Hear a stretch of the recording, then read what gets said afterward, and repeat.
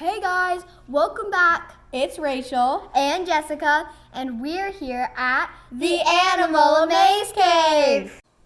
Hey guys, welcome. Today we're going to be meeting our goldfish, talking about our tank maintenance, and our feeding process. Hey guys, now we're gonna meet our goldfish. Come on. Okay, so first we have Speckle. He's our long-tailed fancy assorted goldfish. He's from PetSmart. He is around 5.5, 6 inches, and he is our main breeding male. And now we have our comet goldfish, more known as a feeder goldfish. Her name is Koi, but don't get confused. She's not a real koi fish. We pre-measured her. She's 7.5, almost 8 inches. And now we have our goldfish, Nemo. His name is Nemo because, as you can see, he has a small fin, and then if he turns around, you can see the other side, he has a big fin. He's actually a very high-quality fish, except for his small deformities. And he has full, big, black, beady eyes, which make him look kind of cute, in my opinion. He's 4.5, 5 inches long, as we pre-measured him. And now we have our goldfish, Angel. She is a lionhead red caparanda. Well, she was until she kind of turned all red, orange. But it's okay. We still love her just as much. And she has a nice, good wen. If you don't know what that is, that's the puffy part on top of their head. It kind of feels like a squishy gummy bear if you feel it. And now, she is around 4.5, 5 inches long, according to our pre-measurements. And now, last but not least, definitely not least, we have Chicken Bob. That guy right there. And you may be wondering why his name is Chicken Bob. It's because if you look at him from the front, his lips are actually orange, making him look like he has a chicken beak. According to our pre-measurements, he's 2.5 to 3.5 inches long, around 3 inches long. It depends on what position he's in. And now, we're going to be talking about tank maintenance. I'll see you guys in just a sec. This is our filter. We are not going to recommend a specific brand because there are a lot of other good filters out there, but we just are using this one, and we don't want you guys to have this huge tank but such a small filter. So we're not going to recommend any brands. Down here we have stuff like aquarium salt for our brine shrimp for feeding. More on that later. We have methylene blue. This is for parasites and stuff like that. It's a general disease prevention. I can't pronounce that. Prevention? I don't know. It prevents them. Yeah, treatment. And then we have Stress Coat. We have a lot more of that. We have our 5-in-1 test strips. These are used for our HP levels, stuff like that. pH levels. Yep. Then we have our fungal infections. I can't talk right now. Our fungal infections. Treatment. Sorry, dude. We have more stress coat, more stress coat, and more stress coat.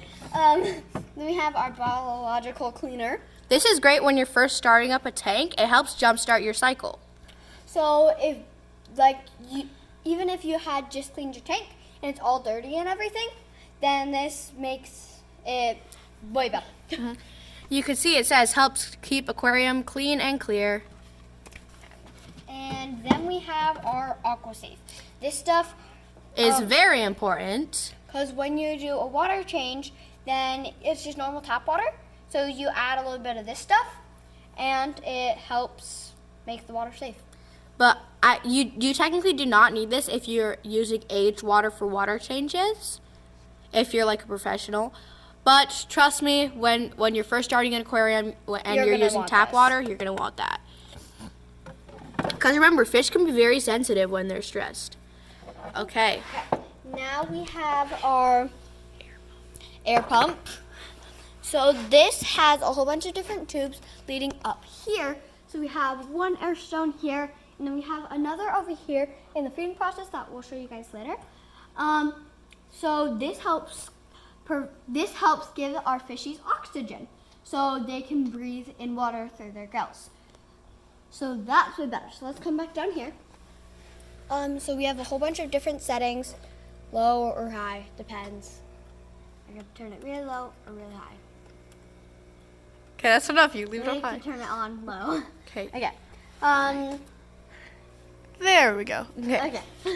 Then down here we we have all these. I show you guys these. I'm just gonna show you. They're guys just these. carbon filters and stuff that go inside of our filter. If you didn't know, filters do require maintenance. You have to swap out the sponges and filters every once in a while when you do your deep cleans and like full water changes. And now we're going to be talking about heating. So if you didn't know, goldfish will die if they, like fancy goldfish like speckle or chicken bob, or probably not koi, she's a strong girl. But in the winters, in colder states, I do very much recommend getting a heater because your fish are not fully exposed to like being in freezing cold temperatures. So I do recommend getting a heater just so your fish don't freeze, because when they freeze, they can die, and it leaves major side effects. But we live in Phoenix, Arizona, so our heater. We don't really have a winter. Yeah, we don't really need a heater, but I do still recommend it. Now over to the side of our tank. Also, for breeding, a heater is very good for when you want to convince your fish that it's winter, but it's summer here. Then that stuff, and we'll show you guys that in our next video. And now we have our nets. We have 3, one for our big fish, one for our medium-sized fish, and one for our small fish. The small one's mainly used on our frog or our snails. Our frog is over here. He's just hiding behind that log over there somewhere. But yeah, so our tank is looking very dirty right now, so we're going to have to do some tank maintenance after this video. We'll do an update on that more in the next video. And now we're going to be moving into our feeding process. Feeding process time. Okay. Okay guys, now we're into the feeding process. So we use these flakes. We have a big bucket of them. It's a little dirty right now. We just got it from PetSmart. Basically everything we have is from PetSmart. It's just our local fish store. It had, that's where we got our filter, our fish, our food. That's where you can get basically all the things you need to start your aquarium. And so when I want to feed my fish, I take the lid off this. And make sure you have a lid so that it doesn't fall off. Sometimes I accidentally knock it off and fish food goes everywhere. So I take about 1 pinch, or maybe less than that, and I can sprinkle it in. And the fish come up and they eat it. And then if I realize I've had too much or too little, if I fed too much, then I can scoop some out with the net, but I only do that if I dump like a whole, if I accidentally dump the whole thing in. If I fed too little, then I can always add more. And I have already fed them today, so that's why their tank's looking a little dirty. I just fed them again for demonstration. And you can feed your goldfish multiple times a day. It just depends on like your breeding process, but more on that in the next video, okay? So now I feed my fish more than flakes. Sometimes I feed them pellets, algae wafers for our sucker fishes, and I do occasionally feed them brine shrimp. If you didn't know what brine shrimp are, they're these little things right here. They look like that when they're fully grown. That one's a small one, that one's a bigger one. And they live in the Great Salt Lakes. They're like one of the only species that are able to live in such salty conditions.